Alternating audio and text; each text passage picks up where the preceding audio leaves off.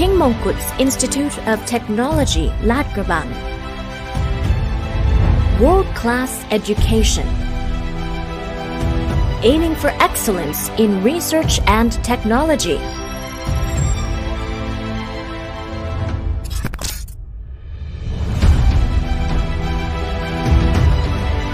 We're not just an educational institution,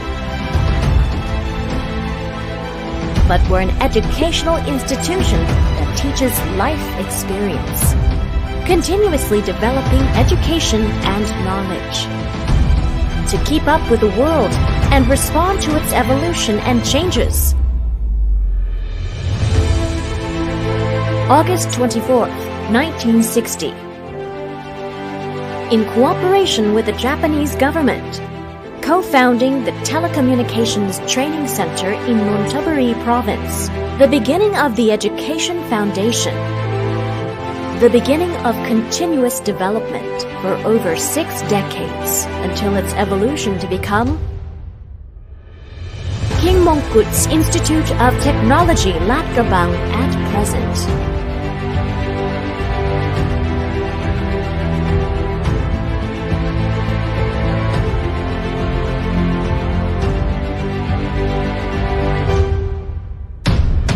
Here, we are ready to support all perspectives, to join together and develop KMITL to advance.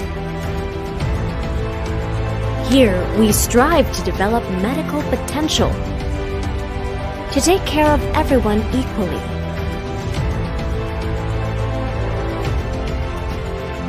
Here, we expand green space and design the university for all, to prepare the Institute to be a learning resource for all.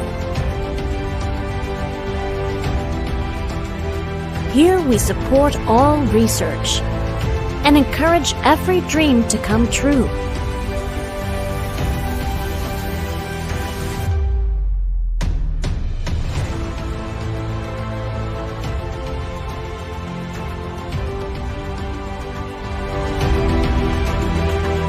For 62 years, King Mongkut's Institute of Technology, Lad Krabang. Together, we will move forward and lead this institution toward the same goal. As the world master of innovation, for all of us, for the people of KMITL, and for the future of all Thai people. KMITL, fight together.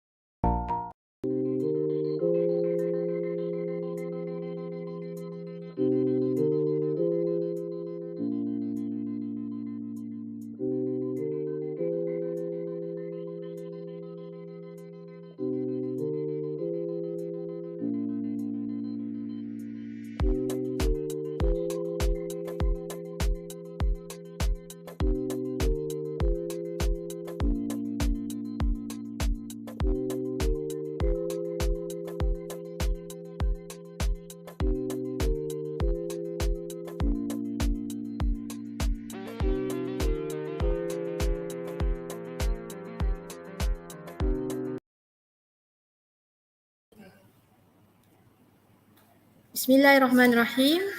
Alhamdulillahi Rabbil Alamin. Wassalatu wassalamu ala ashrafil anbiya wal mursalin. Wa ala alihi wa sahbihi ajma'in.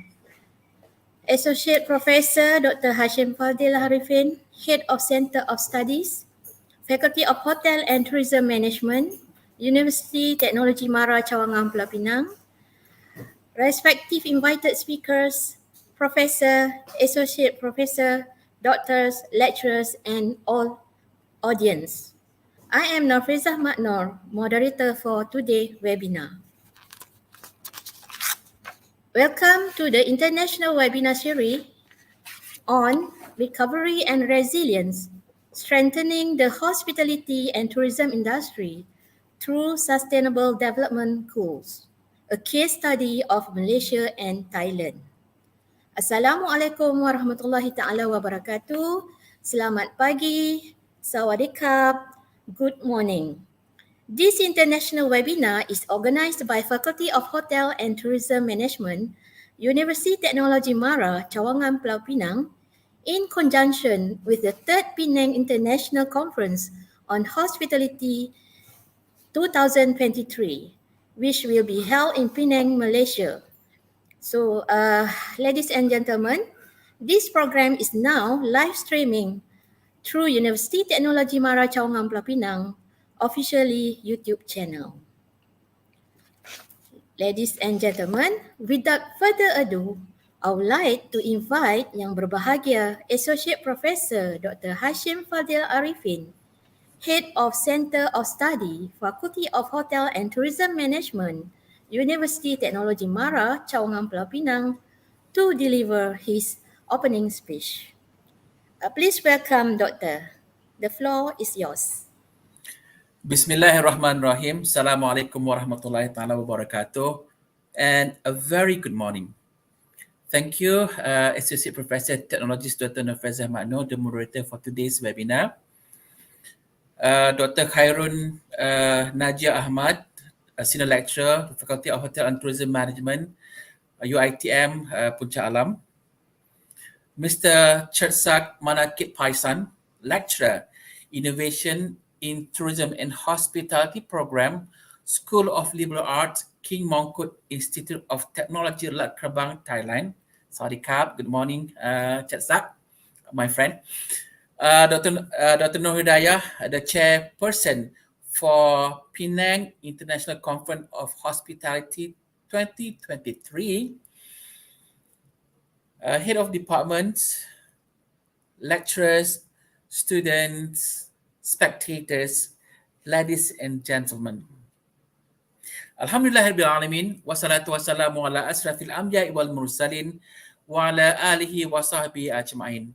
Rabbi shrah li sadri wa yassir li amri wa hlul 'uqdatam min lisani yafqahu qawli. First of all, thank you very much to all spectators from all over the globe for attending to this webinar. And I think the topic of today's webinar is very current.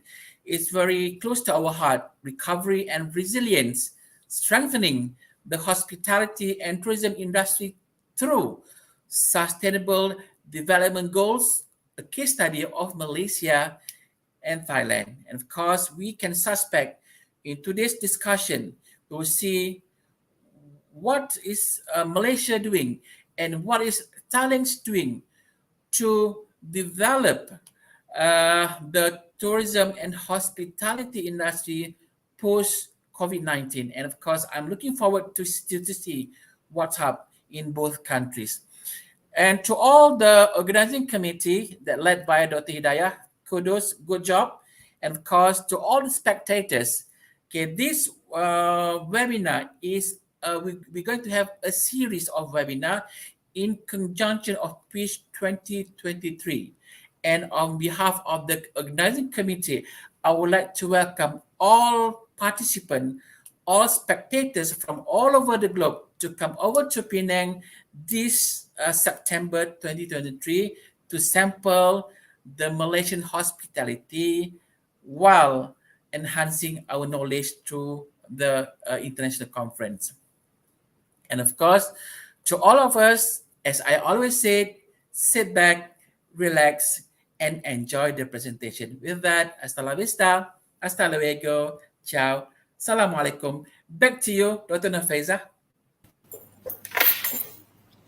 Thank you to our beloved head of Center of Study, Faculty of Hotel and Tourism Management, yang berbahagia, Associate Professor Dr. Hashim Fadil, for his opening speech. Ladies and gentlemen, all of the Sustainable Development Goals, or SDG, are being impacted by the confluence of crises, which is primarily caused by the pandemic of COVID-19. That witnessed our hospitality industry badly affected. Thus, this is the time to bounce back. Therefore, today, we are blessed to have two speakers to share with us on recovery and resilience in strengthening the hospitality and tourism industry through sustainable development goals, a case study of Malaysia and Thailand. To all attendees, if you have any questions related to today's webinar, feel free to post on the chat box. Our team will pick up the questions and we will read your questions. There will be a Q&A session in each segment for 15 minutes. Now, without further delay, I would like to invite our first speaker, Mr. Chesa Manakipaisan, lecturer from School of Liberal Arts, King Mongkut Institute of Technology, Lakraban. Hello, Mr. Hi, Dr. Chesa. Nafisa. How are you today? Pretty good. How are you? Okay, good, cool. Okay, so ladies and gentlemen, Mr. Kersak currently teach the Innovations in Tourism and Hospitality program at School of Liberal Arts, and his research interests are in the tourism and hospitality development, hospitality business, business strategy, service management, and innovation. And please welcome Mr. Chesa for the presentation on the tourism shifting through innovation. So the floor is yours. All right. Thank you so much, Dr. Nafisa, for a lovely introduction. Sawadee krap from Bangkok and good morning, scholars, lecturers, students, and all participants. I am very delighted to share an online webinar session, which is part of the pre-conference series of Penang International Conference on Hospitality 2023. And me, as a lecturer and representative of the Innovation in Tourism and Hospitality Program, School of Liberal Arts, King Mongkut Institute of Technology, Lai Krabang. And from the main theme of the conference, which is recovery and resilience, strengthening the hospitality and tourism industry through sustainable development goals.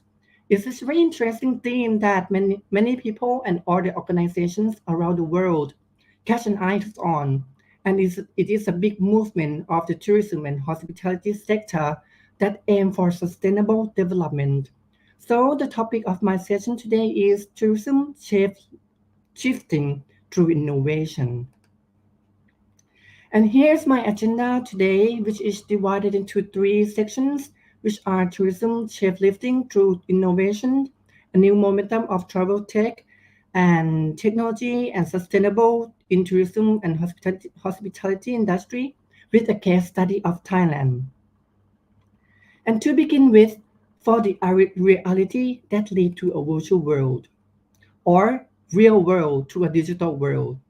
From the COVID-19 has a massive impact to tourism and hospitality for about 2 years, but the world never stops the technology development that lead many innovative ideas, and somehow some technology has urged the advancement of the technology through the COVID-19 crisis. And it is a combination of the advancement technology and new innovative ideas or tools that we are heard or my familiar with for a few years, such as augmented reality or AR, or the virtual reality VR. So we combine as a mixed reality or MR, and also the artificial intelligence or AI and automation system that had a big impact to our industry, and also the movement of many organizations that has been developed and lead us to the digital world. And some of you might heard about the metaverse before, right? So it's very a popular word that people are talking nowadays, which has been developed and well known in the last few years, responding to the advantage of digital world and apply in many sectors. For example, in gaming, entertainment, education, medical, finance, digital asset, and of course, tourism industry. It helps us to simulate the feel of traveling and represent the world of tourism in another perspective. But even though people are not really ready to travel physically in that period of time, so the metaverse might help us to see the world in a new dimension. So many people may raise a question or rise a question that metaverse gonna change the way of traveling and tourism industry. So we know that metaverse is a virtual world that people can participate easier than before. As a Facebook, they changed their name, right, to a Meta and lead to a metaverse company or the virtual world creation. As well as a Decentraland, which is one of the case study in US company that build a virtual world that sells the real estate and sells the land in the digital world. But somehow it is very contradict that if we are talking about the replacement of metaverse, which is an alternative digital tool that might change the way of traveling. But in reality, at the tourist destination, as you guys can see on the slide or the pictures about Thailand and the dishes and the landmark of Thailand and something that represent about the country. At the tourist destination, have a combination of human senses during travel, right? Which is something that travelers are seeking for experience, beautiful scenery, feel, smell, taste of the particular tourist destination. And for the example, the local food, and some of you may have already tried the local food of Thailand or Thai food, which is very well known from all around the world. The local food is something is very interesting and among the travelers that need to explore in taste, smell, and feel. When people are talking or thinking about Thai food, it is usually combined with many local ingredients and represent many well-known Thai dishes in the global level. And of course, the feeling interaction between human, between host community and also the travelers, the smile of people and the hospitality. They are something that we cannot perceive in the digital world. So now today, people are familiar with technology that we are using in our life, in our daily life, such as smart devices and all the social media platform and many applications. Even though now we still have live streaming to many channels and also live on the Facebook and the application like StreamYard that we are using now. So human and technology is something that unavoidably and the use of smart technology allow people to do more creative things that beyond repetitive hard work and smart technology expand people intellectual abilities. Besides smart technology, particularly information and communication technology or ICT, and it is very essential to humanity that break the world boundary and of course in tourism society where the impact of technology has become stronger. The human and smart technology may transform the world in the future or even though now, but we still need an interaction between smart tech and people along the way with cultural changes of the humanity and also creativity exploration. In the context of tourism, how can we create interfaces between human nature and technology, which is a challenge question, right? That how we gonna to adopt and maximize the use of technology.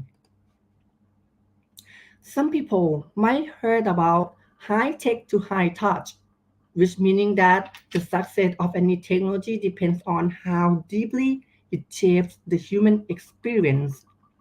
To make a clearer explanation, so nowadays there are many organizations driven by data and technology.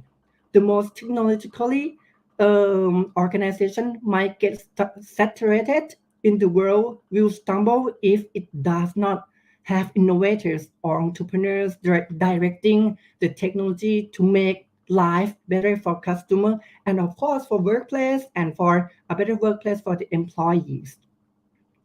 Therefore, the high-tech to high-touch have bring up the issues during the COVID-19 and after the COVID-19 that may create value to human existence by using the benefit of technology and also the enhancement of customer experience, which is something very important and relevant to the tourism and hospitality industry. So after the COVID-19, there is a case study and of the Oracle and hospitality and script that they collect data shows that 95% of people they plan in travel for the next 6 months, and the majority want technology to eliminate human touch points along their journey. Because of what? Because of the safety and hygienic, right?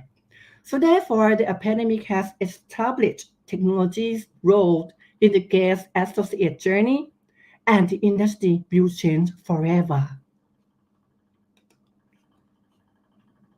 And here is an example of the high tech or the technology that we are using in tourism and hospitality industry.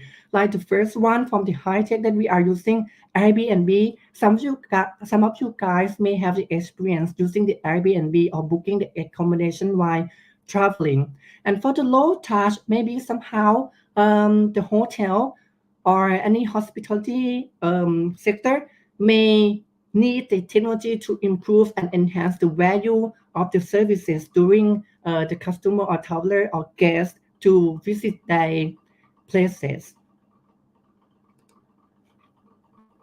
And the next subtopic is a new momentum of travel tech. So today, if we are talking about travel tech, which is really something my familiar already. So the travel industry is closely connected to the use of various digital technologies throughout the supply chain, both on the side of service provider such as hotel, airline, and on the side of the tourists who used to buy or book various travel services. Until these digital technologies have almost become the infrastructure of the tourism industry. We often refer to the group of digital technology makers are the travel tech. So let's define the term of travel tech with very simple definition. So now we commonly use hardware and software in the tourism and hospitality industry, even though in our daily life, such as accommodation booking platforms like Agoda or Airbnb and so on, or discussing the service providers technologies such as Amadeus, which is the back office management system for airline globally, and for the hotel management system software also essential for the hotel industry, which is to use to manage rooms or hotels, and other travel technology like travel tech from startups are also constantly emerging. So after that, I will give an example of the startup that was successful in the case of Thailand with the sustainable tourism development. So hence that the technology business invests heavily in R&D or research and development, but at the same time, it can be duplicated and expanded. For example, a website like Skyscanner allow us to find a route or a flight around the world that suit us in terms of price, duration, and services. You guys can choose it easily and search it right away to find a flight that want to fly to the destination. And the company like Skyscanner will focus on developing flight search algorithms and computation of large amount of data in order to what? To get a result that meet the need of the users. The algorithm can deliver results to travelers from all over the world, wherever they are. So you guys can search it easily to the website, and as a result, the company Skyscanner There are many users and generate revenue for the company and over 1.6 billion US dollars in 2022. But after COVID, something might change. Travel tech is like a machine that produces travel services that can respond to people around the world. If we think about traditional tourism services like tourist ticket counter, it might have to set up booths around the world and hire a large number of salespeople, right? But when it comes to a platform like travel tech, it can be developed from one country and providing services to people around the world 24/7. When developing a travel tech business requires a large investment in development and have a high growth potential, scalable globally. Before the COVID-19, travel tech was the target for many investors, and there is an influx funds to invest in travel tech companies. So in 2019, a total of more than 24 billion dollars has been raised in each platform, and they try to attract users to themselves through various methods and also many marketing tools like discounts, exchanges, giveaway, and marketing are across the channels and also the digital marketing. But however,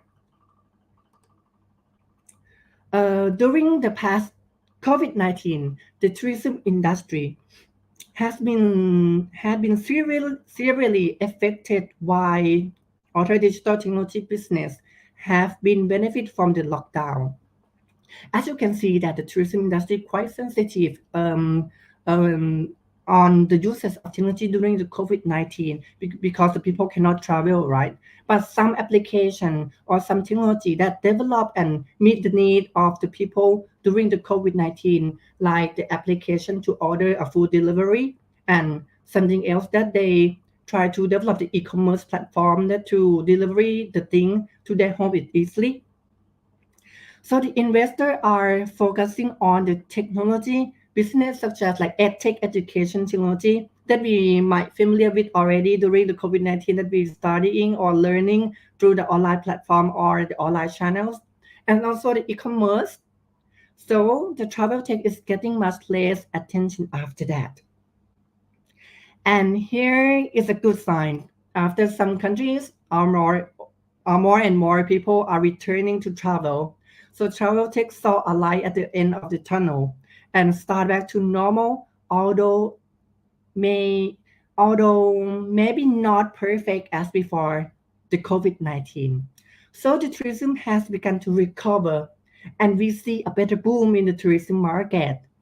On the service provider side, such as hotel and accommodation, airlines, tourist activities started to have more tourists come to use the service. So let's move on to the technology and sustainability in tourism and hospitality industry. Before giving an example and the case study of Thailand technology and sustainable tourism development, I would like to bring a concept of CBT or community-based tourism, which is one of the main mechanisms to drive our sustainable tourism in Thailand. Tourism certainly brings progress and benefit to the community, but at the same time, it can rapidly deplete community resources. While the community has been developed as a tourism town in compliance with entrepreneurs and tourist requirements, as such changes quickly happen to the community in economic, environmental, and socio-cultural aspect. So the concept of CBT or community-based tourism have bring up nowadays. The community-based tourism development is an important base in developing Thailand tourism to be strong and sustainable. Because of the country's tourism still has to depend on various community resources. As you may know that Thailand has many parts and many provinces, and there are so many communities that have uniqueness of the culture, of the food, and of the way of life of the people. All those resources in compelling to the economy, and as evident from the second National Tourism Development Plan under the vision of Thailand, is a leading quality tourism destination of the world, which grow equitably on the basis of Thainess, so as to promote economic and social development and sustainably distribute income to people in all sectors. So it including the linkage of the mainstream tourism with community-based tourism to create income distribution in every sector. So, community-based tourism is an alternative tourism which is administered by the community creatively and up to standard, creating learning, lead to the sustainability of the environment, local culture, and good quality of life. So, the community-based tourism does not come as an answer to the question on what can the community benefit from the tourism, but it is a new proposition of how tourism can benefit community development creatively. And I would like to emphasize that the context regarding to CBT in Thailand has become a national tourism strategy because of its potential to benefit local communities directly and responsibly promote Thailand's unique regional culture and heritage. So in Thailand, we had a public organization that established in accordance with the provision in the royal decree establishing the designated areas for sustainable tourism administration. It is a public organization, or we call DASTA. So DASTA has been established to take up duties as the unit to formulate policy from the government and also the administrative plans for designed area, and it lead for the sustainable tourism development, which including the coordination with the government agencies in the capital and in all the provinces, local agencies, and the civil sector, so as to forge cooperation in the development of the tourist destination in designated areas for the sustainable tourism, striking a balance among economic, social, and environment developments while retaining the natural beauty of the places, appropriate environment, and fine culture and traditions as impressive tourist destination for Thai and foreign tourists to be remain and of course to revisit in the future. Let's move on for the creative community-based tourism. There is a 3C model which is very popular among the scholars nowadays that working in community-based tourism. For the CBT, regarding as a basic of management mechanism, it opens for the communities to build their own procedures and bring principle of creative tourism, or CT as in the middle. The city bring all the tourism resources in order to add value for the products and yielding invaluable tour experience for invaluable tour experience for the tourist. To achieve these ultimate goals, related to organization must cooperate and communicate with each to drive the policy. When bring the policy of the government and apply to the community, it seems like very difficult for the community. But how we gonna cooperate between all the sectors, for the government sector, from the enterprise, for the public enterprise, and also the community to know about the concept of CBT and apply the 3C model into their community and drive the tourism industry. So the center of the 3C concept linkage within the community consisting of nature, people, culture, and spirit. The communities can itself manage tourism with community-based tourism, or CBT in particular, adding creative and authentic values to existing resources to be carried out so that tourists can learn and engage in activities with neighboring communities and also the community that they visited. This will bring a transformation of a local raw materials into products in the market, and also increasing benefits to the communities or community benefiting through to tourism or CBTT, and generating income to the neighboring countries and communities. So the concept of CBT might collaborate to each other among the CBT, CT, and CBTT that lead to the sustainable tourism development in the communities.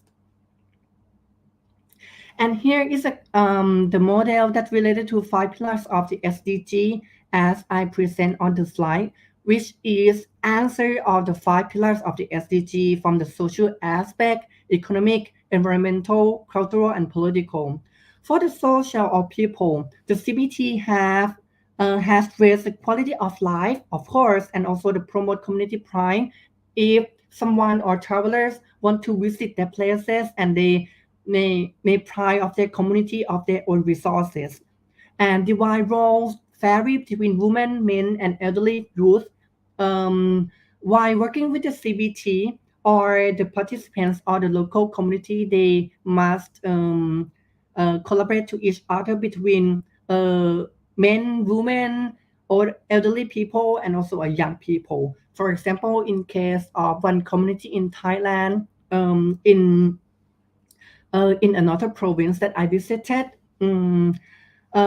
they divided part of their responsibilities. Like for the men, they going out for fishing and doing activities that take a tourist to see how they fish in the morning. And after that, all the women in the village bring all the tourists to do the activity like gastronomy tourism to do a cooking classes with them. And so also the youth and elderly, they also come to enjoy, to entertain the tourists as well about their culture and and the thing about their community, and also build a community management organization, which is very important thing to make them stronger and know about their strength of the community. And for the cultural aspect, that bring peace to the community, that make them to respect another cultures and also know more about the culture, and foster the cultural exchange between the local community and also the tourists, and embedded development in local culture as well. And for the political aspect of the partnership, that bring the participation of the local people and also increase the power of the community over the outside, and to ensure that the right of nature resources management, that they bring out the resource, make it very efficiency of using the resources. And for the environment aspect of the planet, for the CBT, give them the education and learn more about the carrying capacity of the areas, and also the manage of waste disposal, and also raise awareness of the need of the conservation. For the prosperity, economic perspective, to raise a fund for the community development to bring an income and create jobs in tourism, and raise the income for the local people. And tourism is one of the accelerator to have a second job and a second income that they gain an extra after they usual daily life or working life, which is something very interesting to apply the CBT concept into the community. And here is an example and a case study that adopted the technology enhancement and tourism value creation based on the concept of CBT. So I would like to bring the technology development and advancement like travel tech applying to the CBT. Local Alike is a travel company platform that offers wide range of the community-based tourism and responsible tourism experiences and also the activities. So the traveler not only to take part in of and beaten past experience, but also contribute to the preservation of environment, culture, and local way of life. So it is something very interesting, and many tourists nowadays they aim for a new experience and also the contribution that they learn on the culture and to see the way of people living in the community. So with the vision of local allied to uplifting community well-being through sustainable tourism, and their mission to linking local community assets and experiences with the world at large through capacity building for the communities on sustainable tourism and as well as domestic and international market development. And here example of the website of the local alike that they have many features to bring out for the customer and for the guests and tourists to see, and they can choose the places or the destination that they would like to visit to, and also an example of the activities that they may prefer and to book, and also to book a trip through the website as well.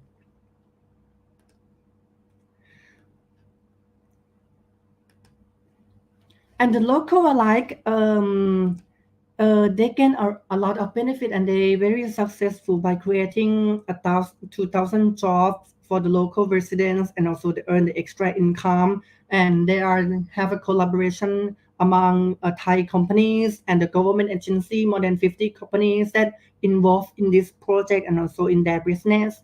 And they working with more than 100 local communities for the 46 provinces in Thailand, and more than 100 villages that participate in their platform and also in the program to develop a sustainable development to the CBT, and generating 45 million baht, Thai baht, that benefit and distributed to local communities that bring more than 32,000 travelers from all around the world, and also the domestic traveler as well, to the local host communities to visit their their communities. Another model of the local alike that they get the revenue from the travelers, and then they divide it into two parts to giving to the community and also the local alike as well. And 5% of the revenue they lead to the CBT fund, which is something that very interesting, and as a foundation of the community by do a CBT fund and use those money for the sustainable development in terms of education, environment aspect, and also the livelihood of the people in the local community. A local like impact chain is one of the something that we may need to talk about for the development of the business.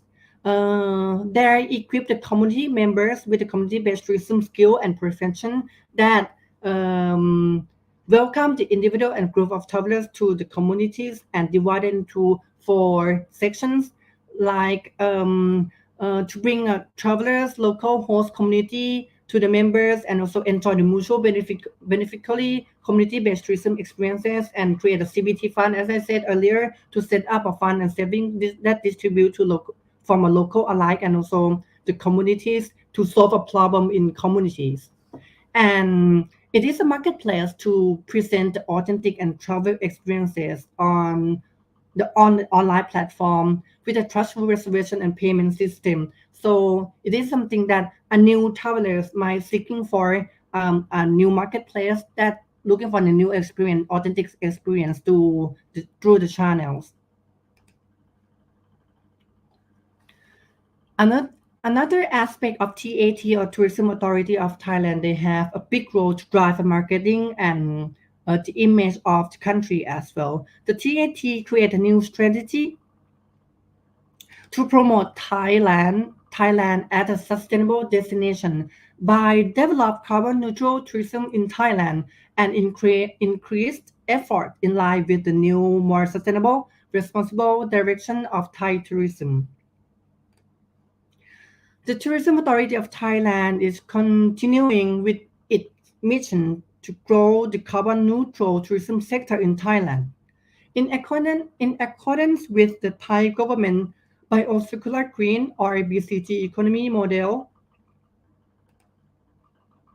that is taking Thai tourism in a more sustainable and responsible direction. So I will give a little bit more information about the BCG model. The BCG model is a holistic economic development that develop a three-dimensional economy at the same time, including bioeconomy, which focus on using biological resources to create an added value by emphasizing the development of high-value products linked to the circular economy and taking into account to reuse of various materials as much as possible. And both of these economies are under the green economy, which is referred to an economic development. But however, it must be developed in parallel with social development and environmental preservation in a balanced way to achieve stability and sustainability at the same time. But by changing the advantages that Thailand has a diverse biodiversity and culture to be able to compete through the innovation, therefore to create a BCG economy that grows and compete in the global level, it leads to the distribution of income into community, reduced inequality, strong community, environmentally friendly and sustainable development. Besides, the TAT have signed the MOU on the carbon neutral tourism driving efforts to reach zero emission tourism goal with both public and private sector that related to tourism and hospitality.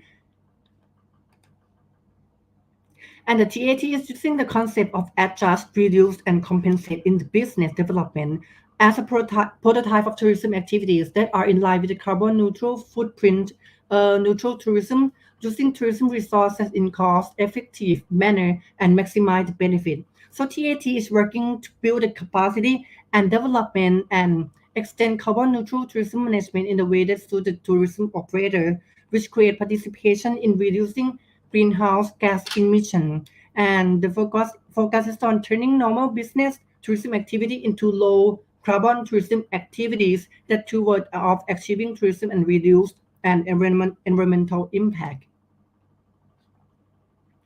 From the 11th APEC tourism meeting recently in Bangkok 2022, so it's what highlighted that APEC member economies had the opportunity to coordinate their policies and to revive the tourism and travel industry will not only enhance safely but also greater sustainability and responsibility inclusively. For regenerative tourism, moving beyond sustainable and responsible tourism is something very spotlight and highlighted in the APEC meeting. Thailand has declared that it was due to leadership role in 2022 to push forward APEC policy recommendation on regenerative tourism with the aim of paving the way for the future of tourism and to ensure that the industry contributes to all types of well-being locally.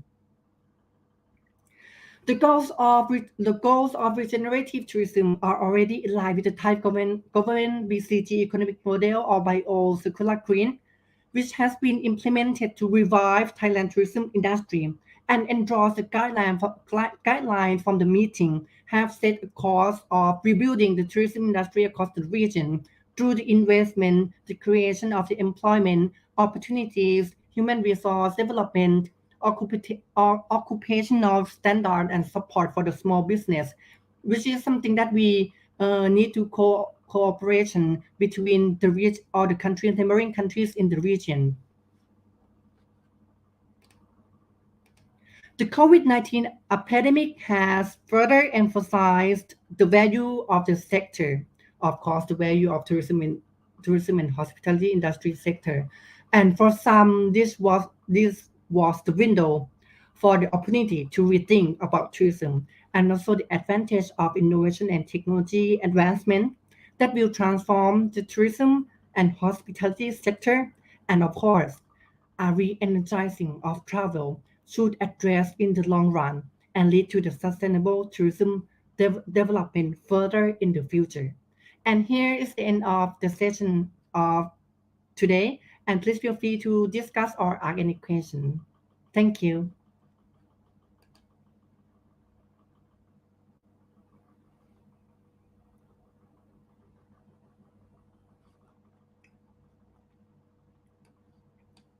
I would like to give back a stage to Dr. Nafisa. Thank you so much, Dr. Nafisa.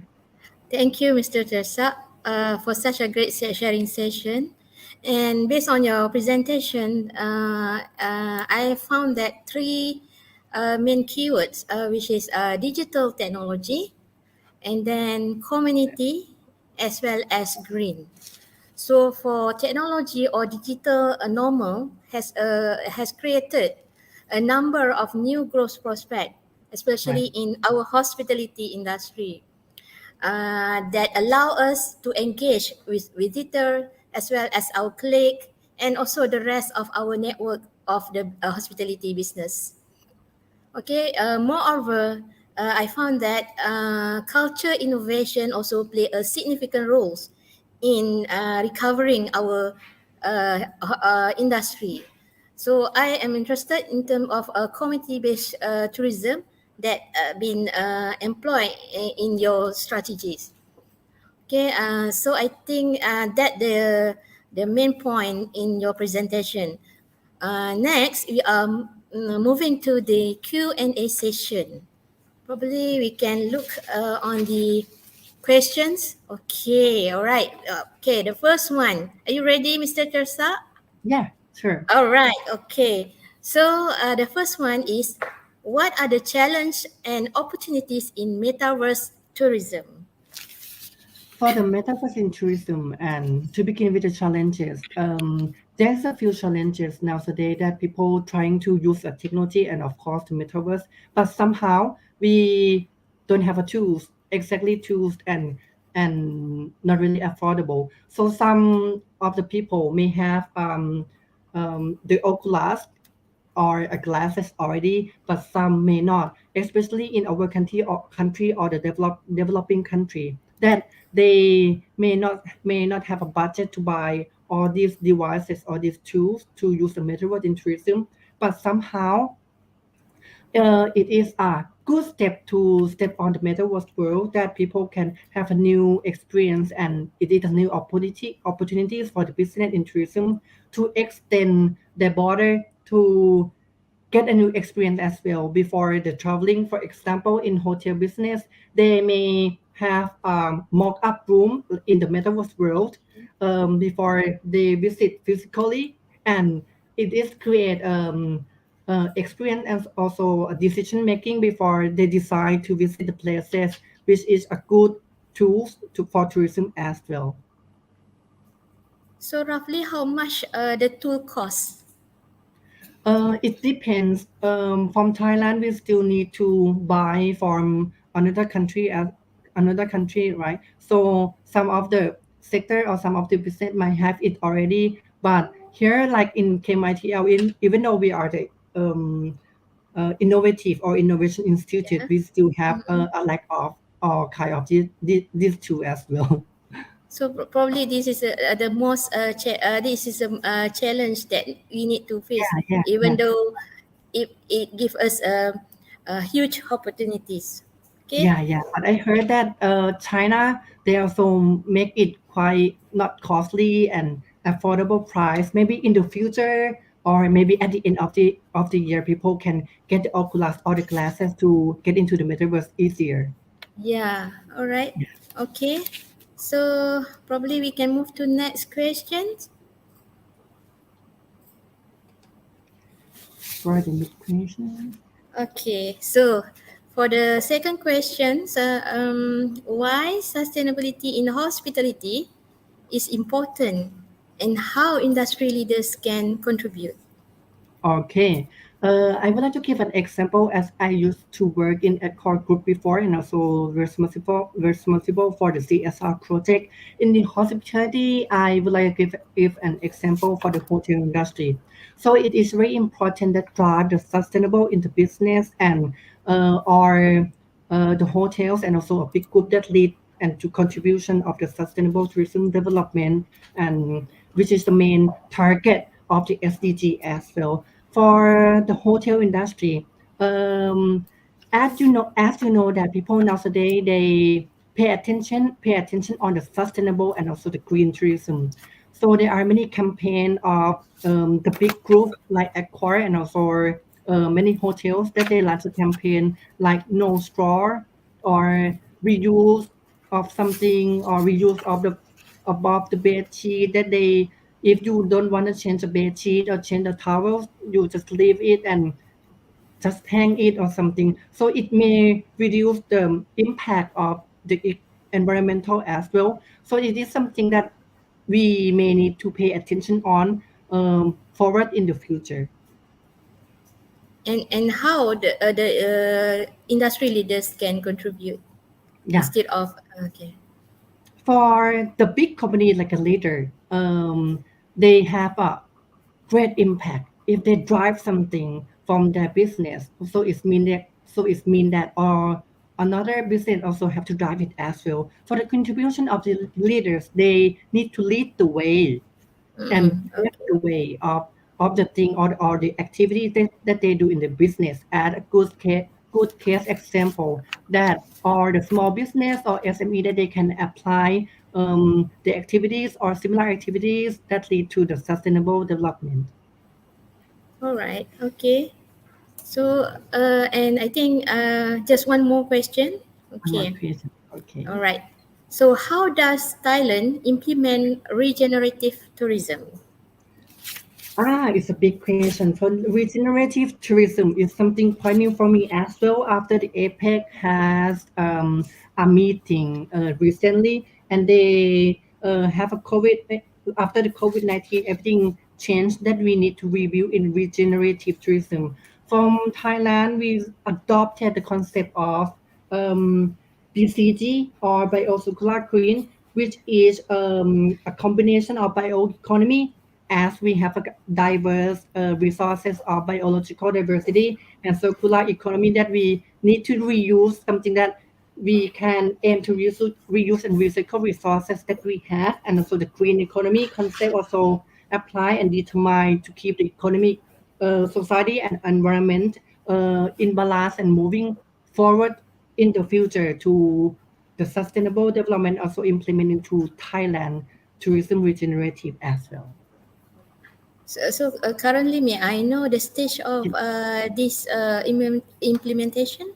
Is it towards I think is it at the beginning or at what stage? Actually, it's running quite a while now, but it Oh, okay. like a big campaign or big strategy that we gonna change Okay. to to make it clearer and can be applied to the tourism easier. All right. Okay. And also any So business, not just only in tourism and hospitality. okay means that has been expanded to others. Okay. All right. Exactly. Okay. All right.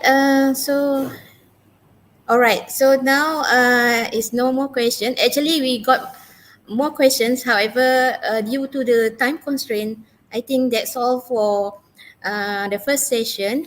And with that, I would like to thank you to Mr. Chesa for a really a great sharing session. Kak Kungkap. Okay. Thank you so much, Okay. Dr. Nafisa. All right. Thank Thank you, you. everyone. Okay. All right. So next, we are going to continue with the second part of webinar. I would like to invite Dr. Khairon Najiah Ahmad. Assalamualaikum.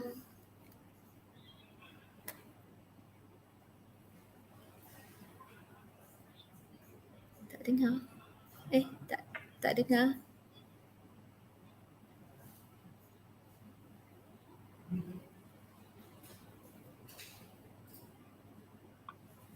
Please. Assalamualaikum. Waalaikumsalam. Okay. Okay. All right. Can you hear me? Okay. Yeah. Okay. Everything good?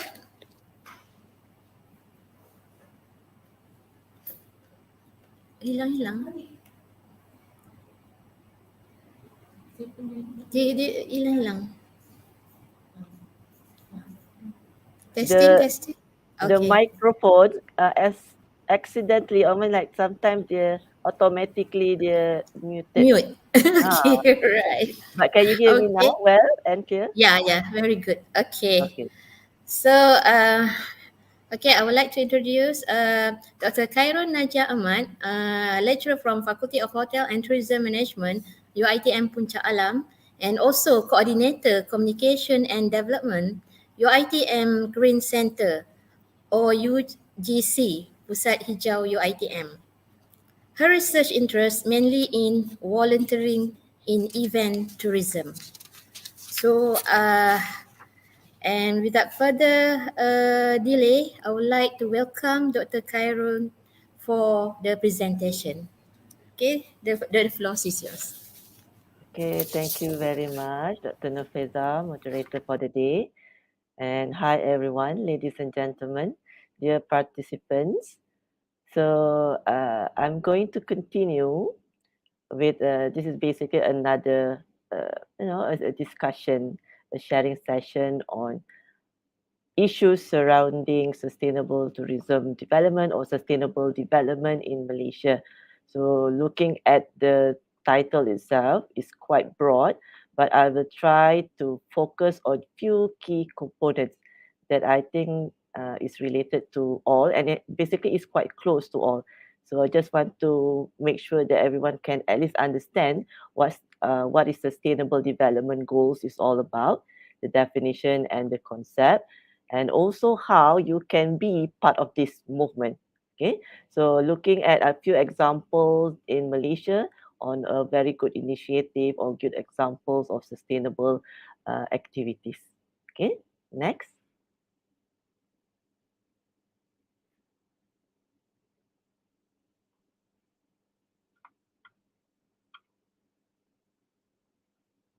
So here you can see that SDG is actually all about the 17 goals. Okay, so please don't be overwhelmed about it's such a big numbers. So, but in a way that to understand or to appreciate this movement, you can actually see that how, for example, the SDG 1 until SDG 17, you can actually be part of it. Okay, so from the perspective of hospitality and tourism industry, you might be wondering in what ways actually the tourism and hospitality is directly or indirectly related. So to answer this question is basically 17 SDG goals can be directly or indirectly related.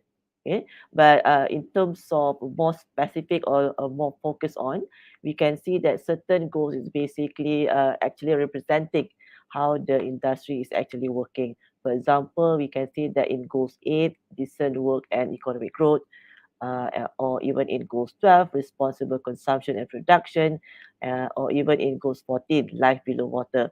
But above all, ladies and gentlemen, we can see how, for example, in terms of what you actually have planned or what actually you have experienced, is basically considered in 17. For example, in terms of it is considered as a partnership for the goal. You can be part of the stakeholders. You can be part of the movement. Okay. Okay, next.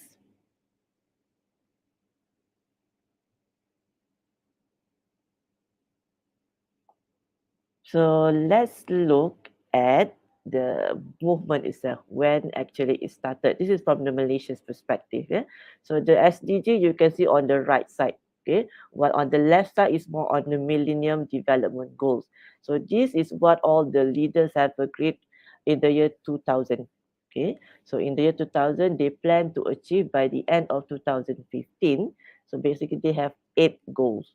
Okay, but after 2015, leaders actually agreed that we need to move and to become more inclusive in terms of planning for the people. So here comes SDG.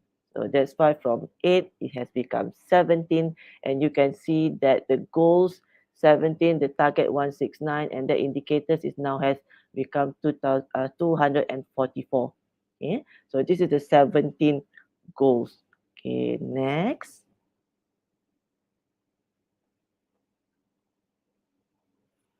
Okay, for the Malaysia SDG governance, can you see the slide? Okay, so you can see that the government commitment actually started on 25th of September 2015. Okay, Malaysia has actually committed to support and implement the 2030 Agenda for Sustainable Development. And then you can see that we also have National SDG Council. So from 12 October 2016, establishing a multi-stakeholders and participatory governance structure. Governance is really important because when we talk about country, uh, developing country, most importantly, SDG can be a little bit something that is debatable. Why I can say that it is debatable among the leaders because for developing countries, the most important thing is to make sure that the welfare, the economic well-being of the people become the major focus and intention.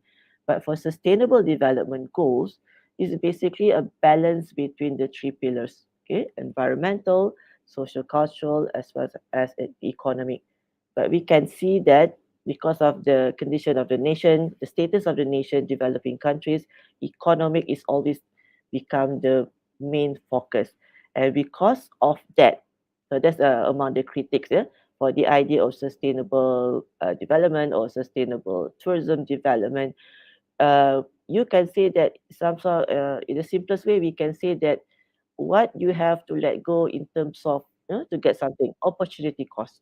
Okay, so it is very difficult for a nation, and having said that, developing nation, to make sure that the idea of sustainable development goals can be fulfilled, but we still have all this framework, and it is very important, or it's a how we as a stakeholder can actually play our role in terms of making this is a success stories. Okay, can see that here. We can see from the slide. So in order to make sure this is a success story, it is really important to have a committee that who actually working on what we should do. Okay, in order to accomplish that.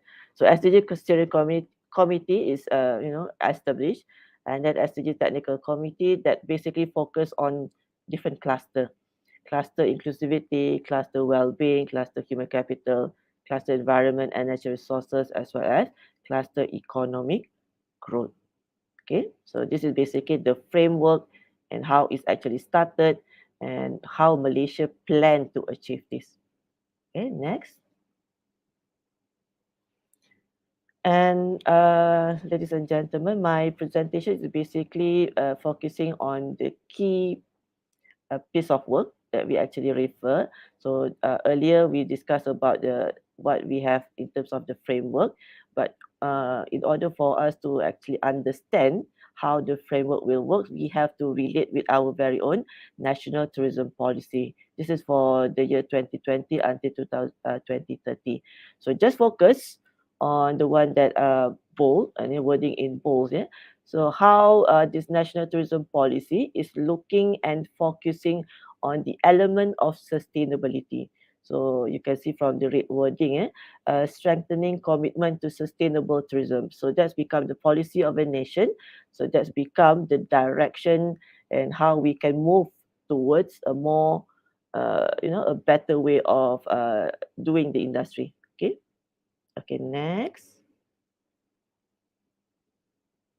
So this is basically the 6 transformation strategy. The one that I mentioned earlier, we're going to focus on number 5, which is practice sustainable and responsible tourism. Okay, next.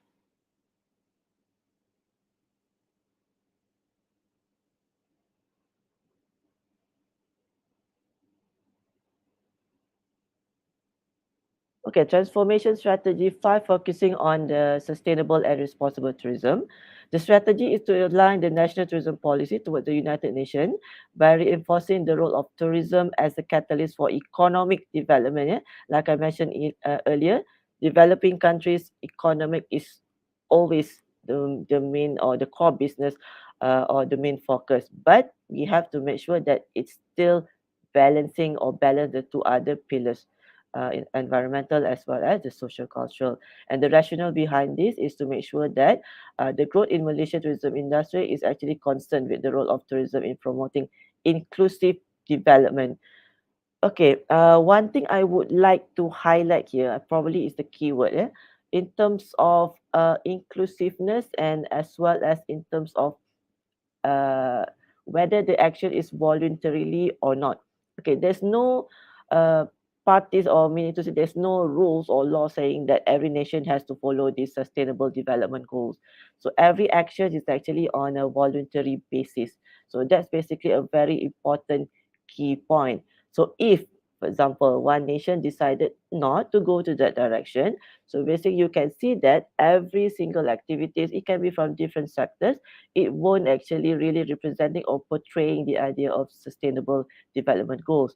And another concern is that we don't want that any types of activities that we plan that and we actually claim that to be sustainable, but basically we are not sustainable. That's another main concern in terms of sustainable development goals, because I believe that everyone can, you guys actually agree that you can say that sustainable development is actually is a buzzword these days. You can see even in terms of every single types of planning, you want to, every nation basically want to embed the element of sustainability, but we don't want it's just sustainability on the paper. Okay, so that's a really a major concern in terms of planning and development for the sustainable development goals. Okay, next. Okay, so this is the idea in terms of how practicing of sustainable and responsible tourism, in terms of portraying the what actually we currently doing and how we can actually attract people, because economically you want to make sure that we can still receive a good numbers of tourist arrival. Okay, numbers of people who actually sought Malaysia as uh, destination considered to be interesting, but at the same time practicing a very good governance in terms of sustainability development. So promoting Malaysia as the next stop of the wine ecotourism destination in the world. So my focus later on will be on ecotourism. So how we can actually position Malaysia as a very interesting, a very good ecotourism destination. But this can be a little bit challenging because we can actually see our neighboring countries, even Thailand, Indonesia, they have their own resources, in terms of resources. But we actually, because this is a hospitality and tourism industry, we actually competition is very high. Okay, so when we talk about competition or in terms of destination image, we want to make sure that we position ourselves well. Okay, but this is not like a very competition in a way that we can actually work well between nation as well. Okay, in terms of practicing good governance, it is important to ensure a balance between development, protection, and preservation of the country's treasures, including the environment, culture, and heritage. A balance between the three pillars, and the involvement of the private sector in providing infrastructure and facilities without compromising environmental, social, and governance ESG concern in important developing of STI. STI is the special interest zones. Yeah. So here, looking at the picture itself, you can see that green is a trend. Sustainability is a mindset.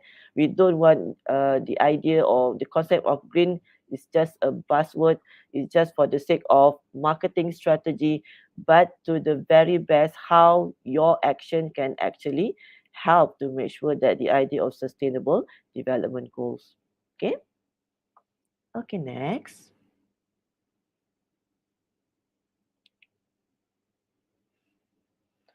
I shall continue with practicing sustainable and responsible tourism. This is more on the long term. Sustainability or sustainable development goals is always about long term. Okay, you can give numbers, you can show statistic, but we want to make sure that what you plan is for the benefit of the future generation. That's the idea of sustainability. So tourism hospitality sector, we need to look at structural changes that support a transition to low carbon practices and sustainability. So everything has to be aligned, everything has to be mapped. So this is not a matter of totally creating something new. So in terms of capitalizing or strengthening what the existing resources of a nation, that is really important. How well we can plan and use existing resources, but in a more sustainable manner. Okay, so that is sustainable tourism development or sustainable development goals is all about. Okay, next. I shall proceed with, okay, the second part of my presentation is will focus more on what will be the strategies for a different types of tourism. Yeah? So this under the categories of product augmentation strategies. How by adding value to existing tourist experience through product development and strengthening enablers and removing impediments, all those barriers associated in terms of achieving or accomplishing our mission and objective. Okay, so let's focus, like I said earlier, we want to focus on few segments from the tourism and hospitality industry, how we can make it more sustainable. So focus is now on next ecotourism.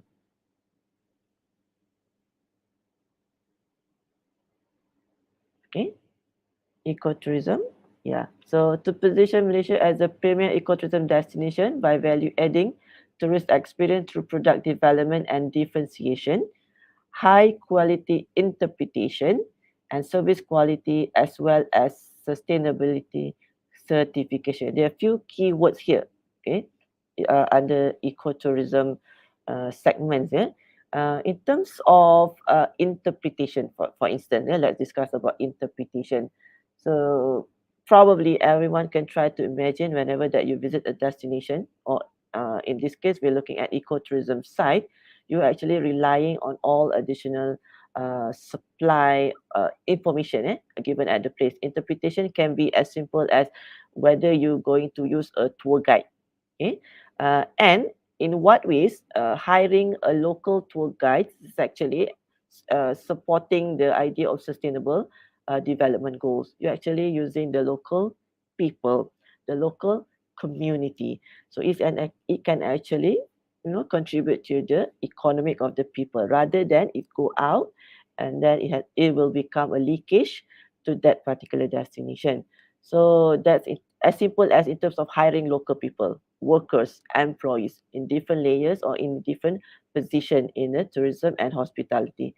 In terms of sustainability certification, it can also refers to certain types of ecotourism site being awarded different categories of certification. Green, there are different categories for that. So we can actually, from the consumer perspective, from the demand side, we can actually choose a better option.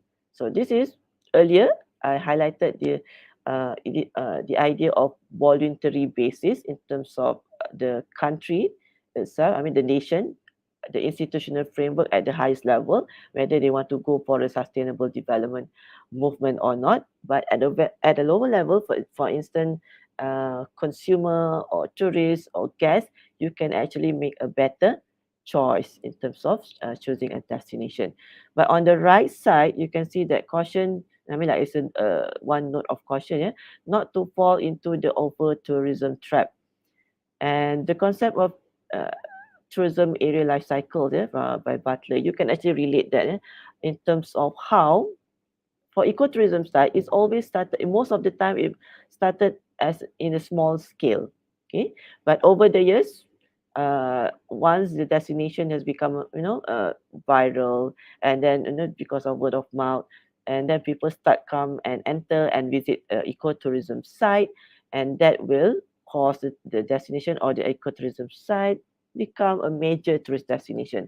Starting from off the beaten track, now it has become a honeypot destination. So concern should be taken in terms of how to plan for ecotourism site. Okay, next. In terms of the types of ecotourism, for just to give you some ideas, to make it clearer. So in terms of, you can actually see it on the left side is a mass tourism, conventional way of traveling, large scale tourism, and on the right side is alternative tourism, and you can see that there are few segments and where actually nature tourism and ecotourism is located or situated. So you can see that it can be, is an overlapping concept. Even though there are few definitions, this is another, I can say that because of different types of definition in terms of planning for certain types of activities can be a little bit problematic, because in what ways we want to, or which direction that you actually want to go, and that will affect actually your marketing strategies. Okay, so here on the right side, of the beaten track, first unknown to public, but after a while becomes a major tourism attraction in the tourist area life cycle just now. Okay, next. I'm not going to dwell too much on the theoretical concept. So just to give you some ideas, Malaysia's among the framework, among our, the most important piece of work related to SDGs as well. So we also have National Ecotourism Plan 2016 until 2025. So basically the focus for ecotourism plan, okay, next, can you see the slide?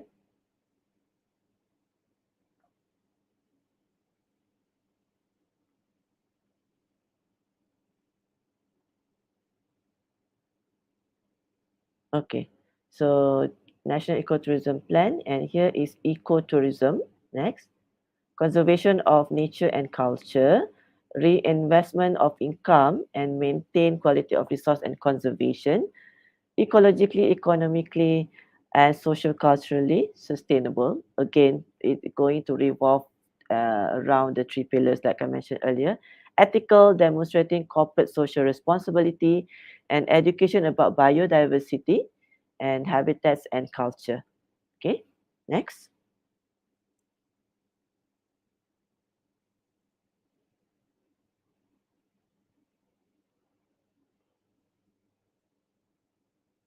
There's a little bit delay from my side. Okay, next. Okay. Definition of ecotourism. Okay, tourism experience evolve through collaboration between government, the private sector, and local communities, and that include the following elements. Okay, respecting the nature, contribution to conservation, benefiting or benefit to the local communities, as simple as hiring a local guide, components of education and awareness. But this is another important, and even you can put yourself in the position if you're a student, so how by visiting such places can actually improve, and to make sure that you're actually aware about what will be the best way of what you can do to help to protect the environment. And sustainability, ecologically, economically, another combination of the key elements. Okay, I would like to highlight also next on the ecotourism spectrum. For example, probably some of you actually, you, after looking at the definition, you actually categorize yourself as an eco-tourist. Okay, but as an eco-tourist yourself, you actually have a different spectrum. Okay, slide yeah, this is the one. So you can see that we have soft, adventure, or even hard. Okay, so what I would like to highlight here, so it's not, if you fall under any of this category, I'm not saying that one category is better to another. Okay, this is not only applicable to ecotourism spectrum, but also applicable, even there are different definitions like I said earlier. Green tourist, for example. Okay, there's shades of green. You can fall within, quite, not so green. We need to say you travel, but you still appreciate and you still want, can actually protect the environment, but you won't go extreme. Okay, so that's the idea of the spectrum, to show you falls in which category. So put yourself in that position, and it is very important because sustainable development or sustainable development goals, when we look from both sides, both sides, consumer, or from the demand and the supply side. From the demand side, consumer, a teeny tiny decision made by the tourist can actually help, regardless of whatever investment made by the nation or the country. But if the mindset of the people is still lacking in terms of appreciating the nature, so it won't be a success story in a very short time. Okay, next.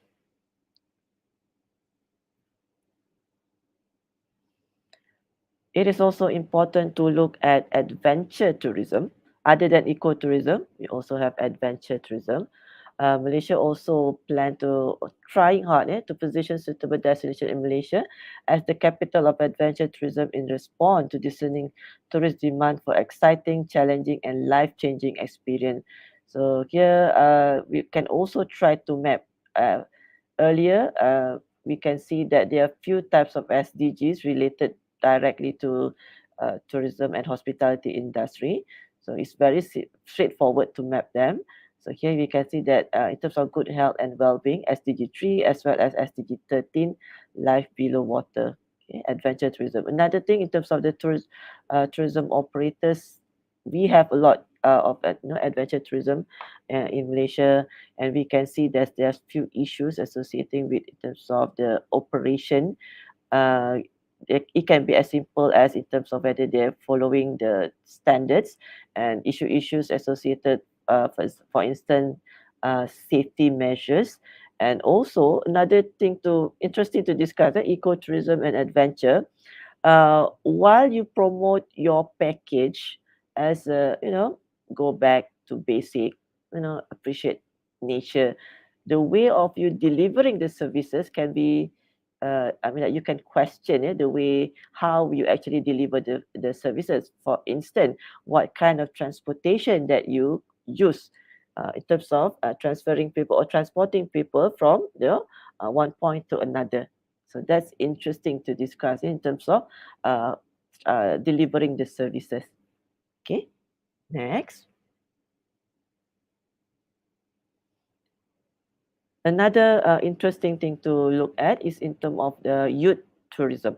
Okay, because I believe probably some of you, I mean, the dear listeners or participants today, falls under this category of types of tourism, youth tourism.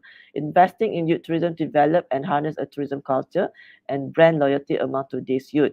We can see that preferences has shifted. We have different generation, and then generation Z, and the way they travel is also different.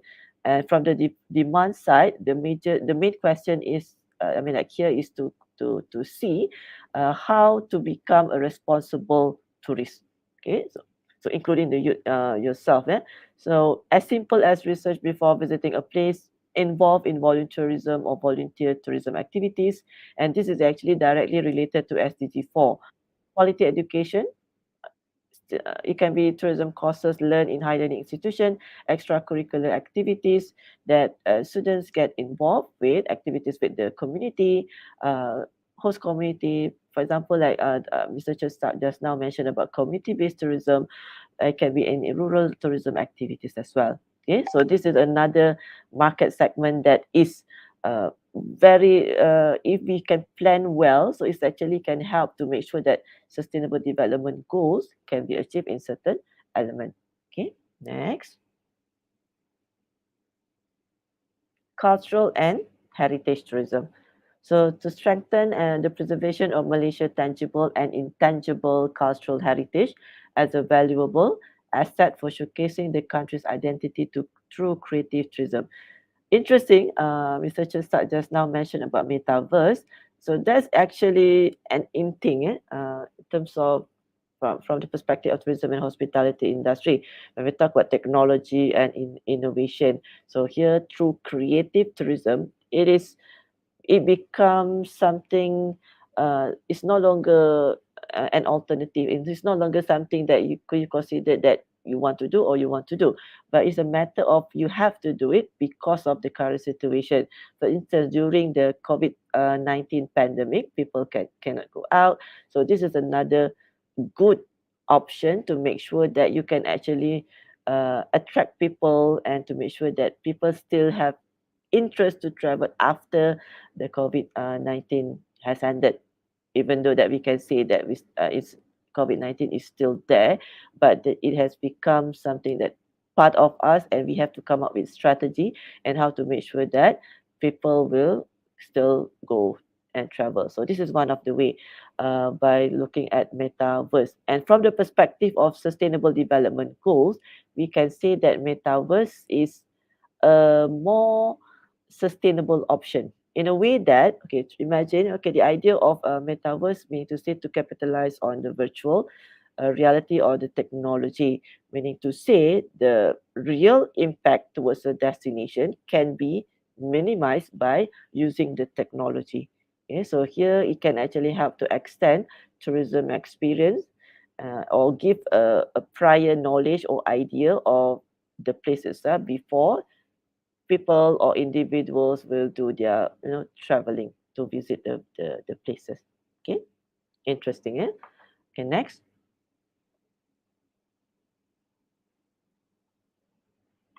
is CBT or community based tourism, as what have been discussed by Mr. Chesak just now.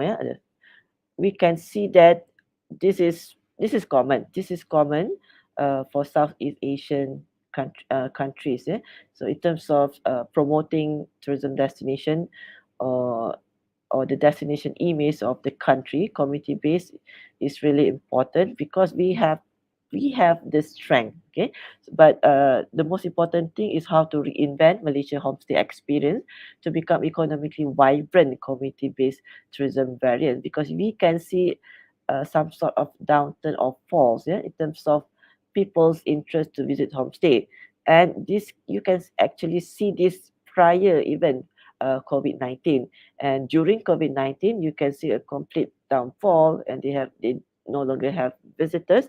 But now, after the travel restriction has been lifted, you can see that there's a surge in demand. So this is another term. I think, but I believe that all of majority, I mean, like everyone have heard this before. Revenge tourism, which could possibly, I mean, like happen, and we can see people preference whether to travel domestically or even to travel international destination. As long as we can travel, people just don't care. Okay? But we need to make sure that planning for community-based tourism can be planned accordingly, and to make sure that the incoming of tourists and the numbers that to visit a destination, that we can actually control that. So numbers or the carrying capacity for destination is another concern under sustainable development or sustainable development goals. So because without proper planning, uh, over tourism would happen, and we can see the scarcity of resources, destruction of resources. It can be from in terms of superstructure, or even as simple as God-given or man-made types of resources. Okay, next. We're going to look at island tourism. Okay. For island tourism, reinforcing the sustainable development of tourism island by preventing over tourism, embracing sustainability certification, and strengthening the governance capacity. Okay, so this is directly related to SDG 14, life below water, and also SDG 15, life on land. So we can see that island tourism. The next slide is on coastal tourism. So perhaps we can go to coastal tourism. Okay, issues quite related island and coastal tourism is how you can actually reinvent and reimaging uh, the product located in island and coastal tourism, because this is, you can see that East Coast Sabah and Sarawak famous for this coastal as well as island tourism. But another note of caution in terms of hedonism, because often associated with sun, sea, sand, sex, and sangria. We want to make sure that local community in the area. So you can see that all those negative impact associated with the increasing or the incoming numbers of tourists. This is what we want to control. So how sustainable development goals can actually help that, okay, by prioritizing and focusing on what will be the impact for the future generation. Okay, next is on urban tourism. Okay, so we actually discussed a few, well-known or different categories of part of tourism sector, but this is very close to you. You've seen this or you have visited all these places, but how you can actually relate that with sustainable development goal. So under the policy, the National Tourism Policy, to consolidate KL as a world-class urban tourism destination, while also branding JB, Johor Bahru, Georgetown, Kota Kinabalu, and Kuching as attractive secondary cities with their own identity and tourism image. Okay, so here I would like to focus on for instance, in destination with UNESCO site, with buildings, old buildings, fragile and structure that very sensitive to people's movement. Okay, so here is very important if you want to promote it under sustainable tourism or sustainable development or being part of sustainable development goal, the focus should be on that. Okay, another good example is on River of Life KL. So it is under the Minister of Life Persekutuan. Go and have a look. So the project, the few percent still yet to complete, but you can actually see that how it's actually transforming the urban areas or the KL itself in terms of it's actually enhance, okay, the image of KL, but also from the perspective of sustainable development goals, it's actually uh, following what the goals is all about. Okay, so SDG 14 life below water and also SDG 15 life on land. Okay, interesting enough, because I think the previous example is very close to environment. Here we're going to look at medical and wellness tourism. So medical and wellness tourism is directly related to SDG 3, medical. I'm looking at slide medical, yes, as good health and well-being. So to position Malaysia as a global brand and to take advantage of the burgeoning global position of medical tourism, we are actually selling this, and basically we have a very good numbers of tourist arrival looking or choosing Malaysia as one of the most top destination for medical and wellness tourism. Okay, next.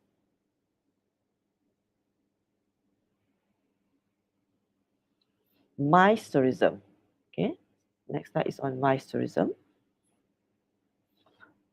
Improving physical infrastructure, stakeholder collaboration, and the professionalism of event organizers to position Malaysia as a leading business tourism destination. Perhaps we can also look at MICE tourism during the heat of pandemic COVID-19. We can see it is badly. There's no like business tourists coming and visit because, for conferences and for meetings and such.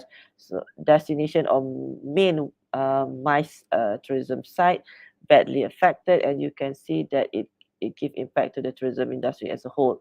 Okay, in terms of now we have reopened and such, or even planning for the future for a more sustainable tourism development, the idea is to have facilities and infrastructure that is following sustainable development movement. Okay, you can relate this in terms of SDG 7, which is affordable and clean energy. So here I would like to share, this is one of the initiative or one of the, you can actually relate in terms of building and structure in Malaysia. We have this Green Building Index, GBI, and certification and accredited by Malaysia Institute of Architects. So you can actually see that there are few buildings, and this can become the reason for people to visit a place because they want to see the green structure, okay, a more environmental friendly structure. KLA A2 is also falls under this for information. So here you can see that it can become one of the reasons for people to go and visit places. Okay. Okay, next. On the special interest tourism. Okay, so special interest tourism, creating a critical mass of special interest niche that appeal. Sorry, oh, I skipped that one. So it's a rural and agro-tourism. Sorry. So rural and agro-tourism, adding value to agriculture as a rural economic sector through tourism to boost the creation of rural entrepreneurs and foster the consolidation of vibrant rural tourism corridors. Keyword here is to have a local champion. So what is local champion? So local champion is basically we want to highlight and we want to enforce that products developed at the destination is actually managed and operated by the local people. Remember ecotourism just now? Operated or hiring local people. So this is what we call as a local champion. So because rural and agro-tourism, you have to remember that in many cases for rural and agro. Once if the idea of diversification should be a core or the key factors in terms of planning, because we don't want you just focusing on one, and then after, as simple as the pandemic COVID-19, they have no job, there's no income, and that will affect the well-being or economic well-being of the people. Okay, but another concern in terms of local champion is in terms of the numbers of young generation actually going out and live the kampong or their hometown, because they want to do another thing. They don't want to continue what their parents have been doing, so that can actually impact the activities of the traditional activities for that particular destination. Okay, so this actually relate to SDG 11, which is sustainable cities and communities. Next.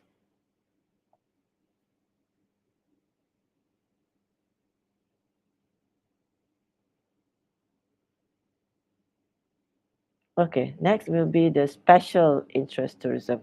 Okay, so special tourism interest, the idea of having a special interest tourism, just focusing on one niche element. Okay, a very focused, okay, a very custom, that appeal to high value segment by delivering an exceptional tourist experience that focus on product differentiation and the wow factor. Okay, wow factor, or in certain cases they call it as the X factor. Okay, we want to make sure that the quality of tourists from that actually experience from the different this special interest of tourism, and this is actually directly related to SDG 15, life on land. Even from the picture itself, you can see like a bird watching, but this is also another concern. It's how they actually delivering the services. Okay, okay, as simple, if you want to argue, for instance, whether the boat they're using, okay, there will be in terms of the biodiesel or the, no, no, whether it can be a leakage in terms of transferring the people, as simple as that. You we want to make sure that the idea of the greenwashing will not happen to places that we have discussed earlier. Okay. Okay, so that's basically it. You can see. Okay, last one is on the concluding remarks. Okay, so basically mapping existing resources against SDGs and highlighting on caution to ensure future planning will not fall into the trap of greenwashing. So this is I think this will be the key focus for my presentation is since we have looked at the different concept and definition of SDGs, and the definition of concept directly related to SDGs. We just want to make sure from the operation side, it will not, steering towards this greenwashing. You claim to be sustainable, but actually you are not. So regardless of how many policies, papers, framework, everything looks good on paper, but execution part is really important. Okay, I think that's all from me. Thank you. Okay, thank you, Dr. Khairul Najia. Okay. It is such an eye opener. Okay, so I learned about a few buzzwords. Okay, as well as the green is a trend, sustainability is a mindset. So, okay, this is really need to be highlighted and also to educate the all the people. Okay, so from the presentations, I found that either Malaysia or Thailand, that seems we are moving towards the same SDG goals. Okay, and moreover, whereas of strategy can be aligned with the SDG, which can be strengthen our hospitality sector resilience. Okay, so now we move to next session, which in the Q&A session. Okay, so I'm going to read the question. Okay, so doctor, okay, how is the hospitality and tourism industry in Malaysia utilizing sustainability development goals to recover from the economic impact of COVID-19 pandemic? Okay. Well, that's interesting question. So basically, when we look at the tourism industry, uh, this is very broad. Okay, we can see that different direction, different types of movement, how we can use SDG to make sure that it can help the economic. So in a way that again, I would like to highlight, for instance, just now, few segments or few sectors like ecotourism or adventure tourism, it can be small scale, but it's very impactful toward the community. So uh, I'm a firm believer that a host guest relationship is really important. When we provide services, we will. It is important to have it from our very own, I mean, community. So when there's outside or when you hire outside or franchise or importing goods and services, leakages would happen, and definitely the impact that potentially could be delivered to the community will disappear. So that's actually, I think, we're looking at a small scale here, but in a bigger scale, definitely for Malaysia as a developing countries, it will rely on a higher institutional framework. So when we talk about higher institutional framework, decision by government. Okay, so government, we can see that Malaysia, we are moving towards green technology and green movement. There's certain budget even for that. And for instance, for green campus, okay, since I'm from United and Green Center, you can see there's a certain budget allocated to make sure that higher learning institution can be a green campus. But from the tourism and hospitality industry, remember I mentioned earlier, is a voluntary basis. It's not compulsory, but tourism player or the players in the tourism industry, tourism and hospitality, can make use that as an incentive for that, because there are certain tax reduction and incentive for those players who want to go for to that direction. Okay, okay, I think Okay, that's how we, okay. all right, thank you. So it's really give us a good, clear and precise on the issues, and the keyword is local community as well as green. So probably we can move to next question. All right. So for the next questions, what specific sustainable development goals in the Malaysian government focusing on the revitalized ecotourism industry for post-pandemic? Oh, specific, you're looking at mapping the different, The just have SDG. ah, okay, So, so basically there are few. We're talking about ecotourism, yeah.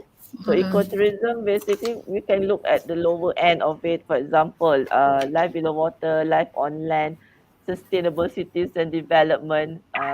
From the very beginning, it was subject to what resources at the place. Okay, you can even relate it. For example, no poverty, SDG 1, because when we talk about again the local community ecotourism, empowering the local people, so you actually have in terms of economically, so no poverty, so they have work. Okay, they have money, so they can survive. So that's actually how you relate it. But if you want to look, it's actually across the board, okay, subject. But it's quite interesting to discuss this, everyone, because we in terms of mapping and in terms of relating with different types of SDGs, it's not that if you have more, you are great. The more, the better. No.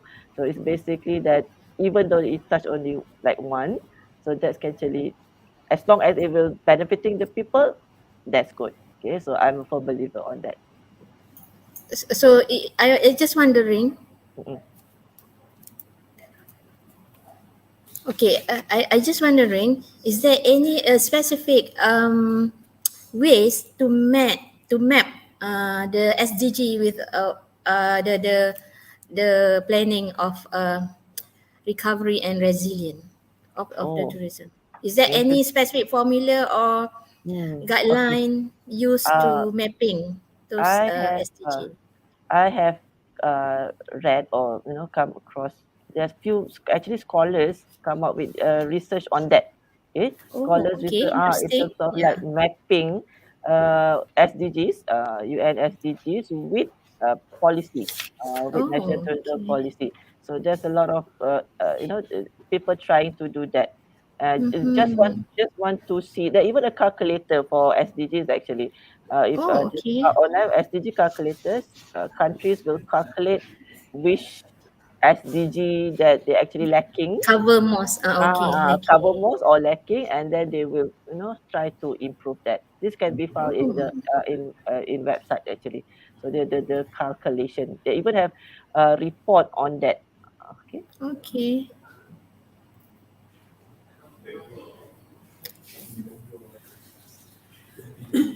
Okay. Really interesting. And probably we can have another session for this kind of mapping the SDG. Yeah, Okay. interesting. Yeah. Yeah. So okay. So based on the producer, okay, just this is the last one, last lucky one question. Okay, which is on how can the Malaysian tourism industry and government work together to promote sustainable and equitable economic growth in our local communities. Okay. How? Oh God, I cannot see the question here, but I'm Oh, looking at okay. because it's a bit delay. So give me a Yeah. moment. So it may take some time to Uh, appear. uh, uh.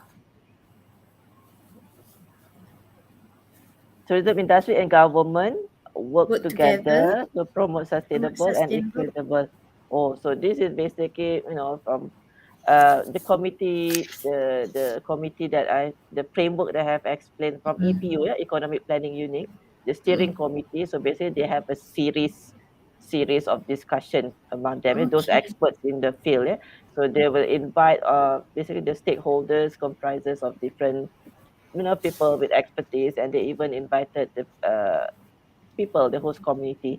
So this is a very good, in order to get a comprehensive, sustainable development goal. So that's basically required. So I think that's answered in terms of how the Malaysian tourism industry, because all representative will discuss and sit down and come up with a suggestion and conclusion of what's the best by looking at what the current situation of a nation. Yeah. Okay. All right. Thank you very much. I think that's all for the session. That's end the session two. Okay. Thank you very much, Dr. Cairo Nadia, for such a great sharing sessions, and it's a really an eye opener. Okay. So and then next. Okay, before we end the session, okay, I would like to thank to all the speakers, Mr. Tirsa as well as Dr. Khairun, for a great session today. And I would like to invite all attendees, speakers, and committee to switch on your camera, okay, for the photo session. Okay.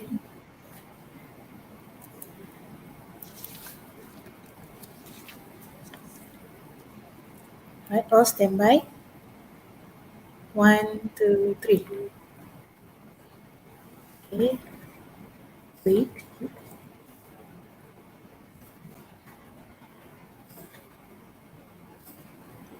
Another one, right? One, two, three. All right. Thank you very much.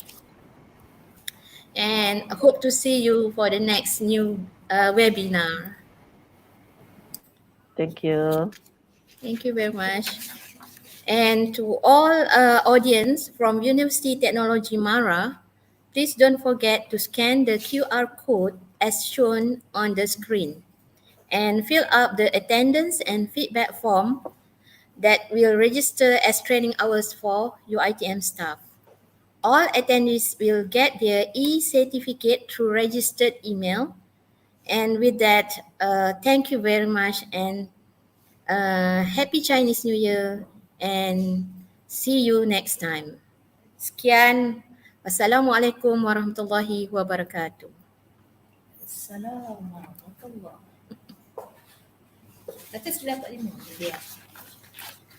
Okay, absen gambar.